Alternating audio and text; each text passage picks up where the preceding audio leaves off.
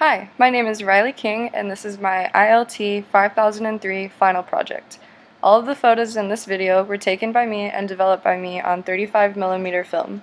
I included my own photos to make this project a little more personal to who I am, so I hope you enjoy. Graduate school was never on the table for me. In fact, graduating high school was not exactly at the top of my to-do list. By my junior year of high school, I had already had enough, and I stopped attending altogether about halfway through the year. Against my wishes, my mother enrolled me in a self-paced curriculum high school downtown. I graduated in 3 months, 1 year early, as valedictorian. As soon as I graduated high school, I hit the ground running.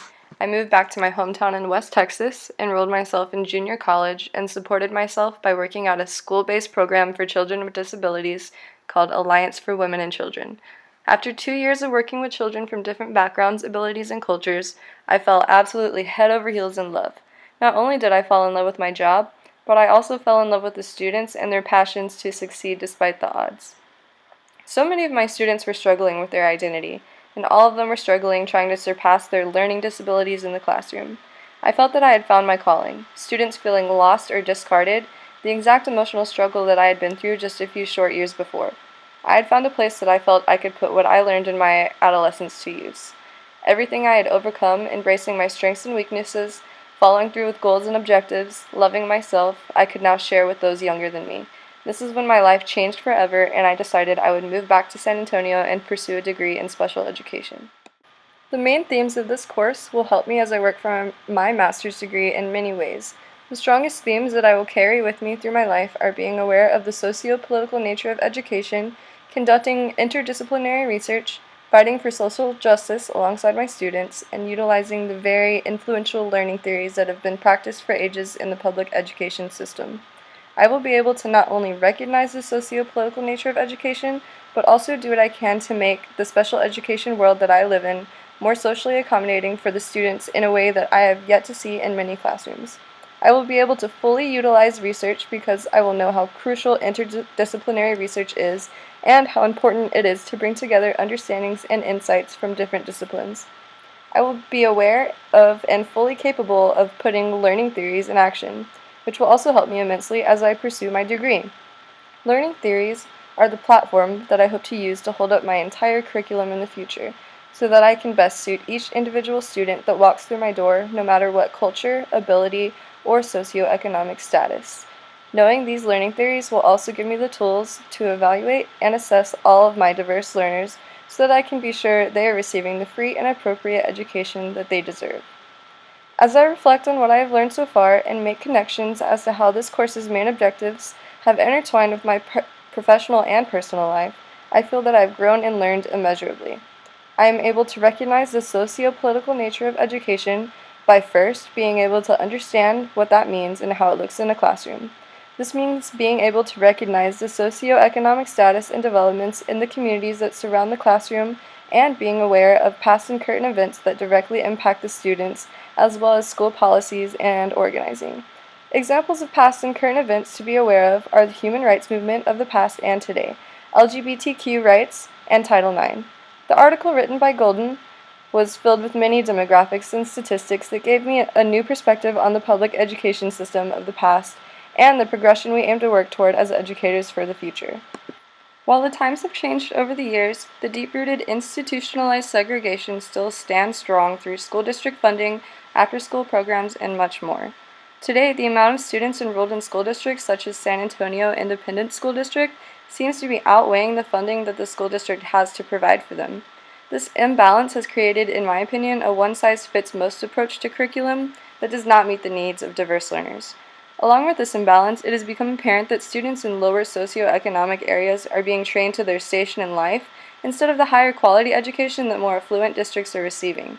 According to Gloria Lanson Billings, one of the easiest places to see the socio-political nature of education is in the achievement gap between white and people of color.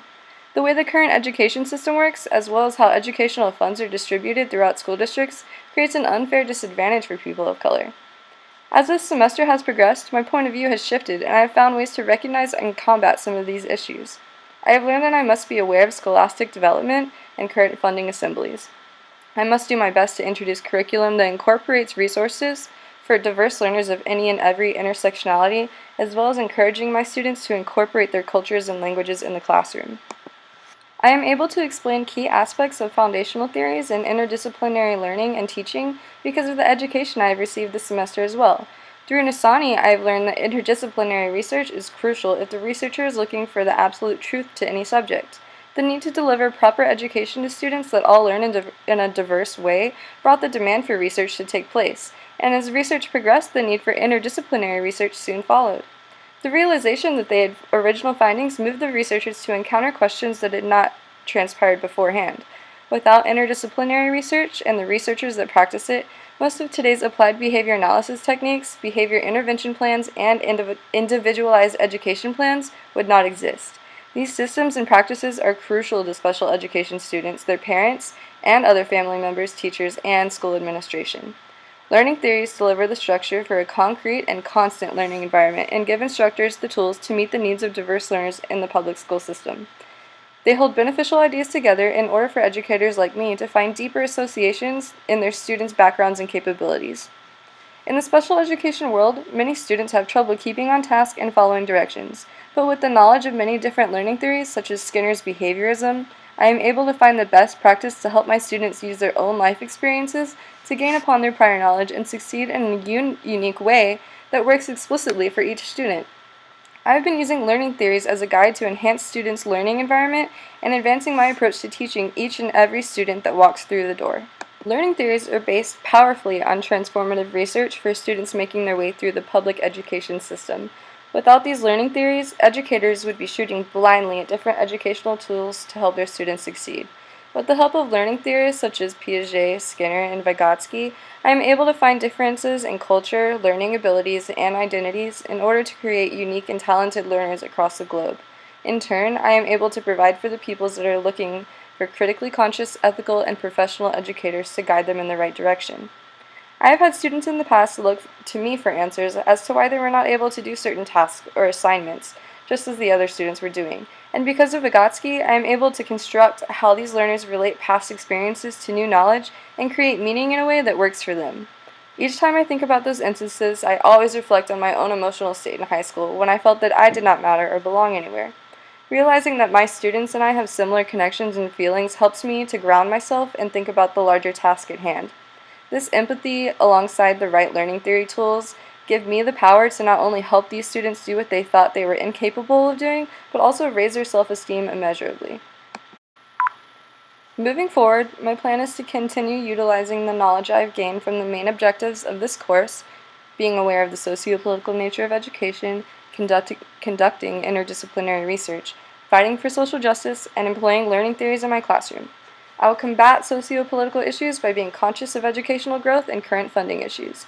I will do everything in my power to familiarize curriculum that encompasses tools for diverse learners, as well as encourage my pupils to incorporate their cultures and languages in the classroom. I will conduct research in a way that utilizes many different perspectives in order to gain full understanding of my outcomes. I will make sure each and every student of mine feels safe and comfortable enough to thoroughly get involved in classwork and the community of the school. And lastly, I will continue to educate myself on different learning theories so that I have the tools to provide to my students to help them succeed to the best of their abilities.